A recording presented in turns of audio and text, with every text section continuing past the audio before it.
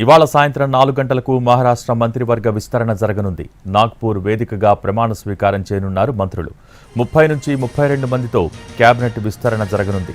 కీలకమైన హోంశాఖను తన దగ్గరే ఉంచుకోనుంది బీజేపీ. ఏక్నాథ్ షిండే, అజిత్ పవార్ వర్గానికి ఏ శాఖలు కేటాయిస్తారు అన్నదానిపై ఉత్కంఠ నెలకొంది.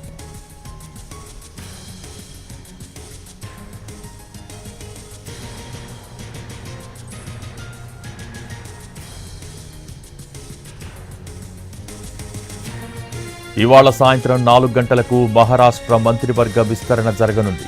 నాగపూర్ వేదికగా ప్రమాణ స్వీకారం చేయనున్నారు మంత్రులు. 30 నుంచి 32 మందితో కేబినెట్ విస్తరణ జరగనుంది. కీలకమైన హోంశాఖను తన దగ్గరే ఉంచుకోనుంది బీజేపీ. ఏక్నాథ్ షిండే, అజిత్ పవార్ వర్గానికి ఏ శాఖలు కేటాయిస్తారు అన్నదానిపై ఉత్కంఠ నెలకొంది.